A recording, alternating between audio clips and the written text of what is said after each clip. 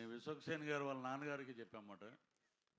రామ్ చరణ్ గారి ఎంగేజ్మెంట్ అప్పుడు అది బాగా వైరల్ కూడా అయింది. అది అప్పుడు హీరో గారు వస్తున్నప్పుడు ఒక మాట చెప్పాము, ఇతను పెద్ద స్టార్ అవుతారంటే ఫ్యూచర్లో అని చెప్పి అలాగే అయ్యాడు ఆయన.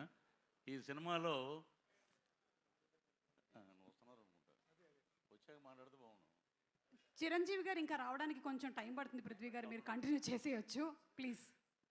ఈ మా సినిమా డైరెక్టర్ గారు రామ్ నారాయణ గారికి నిజంగా ఆయనకి కృతజ్ఞతలు తెలియజేయాలి. నేను పిలిపించి క్యారెక్టర్ అండి మన అభిమన్యు సింగ్ గారు ఆపోజిట్గా మేకల సత్య అనే ఒక క్యారెక్టర్ అది.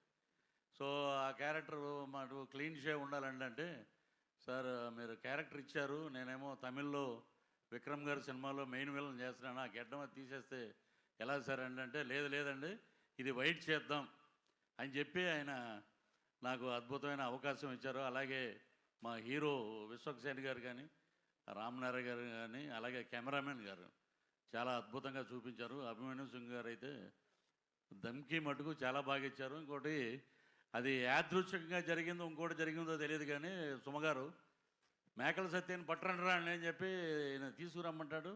తీసుకెళ్ళి ఒక మేకలు ఉంటాయి గ్యాప్లో, షార్ట్ గ్యాప్లో ఎన్ని ఉన్నాయరా అన్న, ఈ ఒక 70 అండి, ఈ ఒక 80 అండి, 150 ఉన్నాయి మేకలు. డైరెక్ట్ గారు ఏమండి 150 మేకలు ఉంటే లాస్ట్ సినిమా అయిపోయాక ఇంకో సీన్ ఉంది, నా బాంబర్దులు రాగానే నన్ను రిలీజ్ చేస్తారు. కరెక్ట్గా లెక్కేస్తే 11 ఉన్నాయండి. ఇది ఏంటో నాకు అర్థం అవ్వాలి. అలాగా మాకు అన్నీ అలాగా సినిమాలో బ్రహ్మాండమైన ఇన్సిడెంట్లు పెట్టారు. అలాగే ఈ సినిమాలో అభిమన్యు సింగ్ గారు అయితే నేను సెట్లో ప్రతిరోజు చెప్పేవాడిని, మీరు అసలు ఎనర్జీ లెవెల్ అద్భుతంగా చేశారండి. ఆయనతో కలిసి పనిచేయటం నిజంగా ఒక అదృష్టం. అలాగే విశ్వక్సేన్ గారు ఈ సినిమాలో ఆ లేడీ గెటప్లో 48 ఫ్రేమ్స్లో ఒక ఫైట్ ఉందమ్మా, మొత్తం సినిమా అంతా ఆ ఫైట్ అంతా అదే 48 ఫ్రేమ్స్లోనే అద్భుతం. అది చూస్తే మటుకు ఫిదా మటుకు సినిమా మటుకు అద్భుతంగా పెద్ద హిట్ అవుతుంది. మాకు ఇచ్చిన అవకాశాన్ని వారికి మంచి భగవంతుడు ఆయురారోగ్య ఐశ్వర్యాలు, అలాగే డబ్బులు ఇవ్వాలని, బ్రహ్మాండమైన కలెక్షన్స్ రావాలని. మీరు అన్నట్టు కలెక్షన్ కింగ్ ఎదురుగుండానే ఉన్నారు అనిల్ గారు. నేను నిన్న కాకినాడ వెళ్ళి కాకినాడలో చూసిన సినిమా ఇప్పటికీ రిలీజ్ రోజున ఉన్న జనమే ఉన్నారు.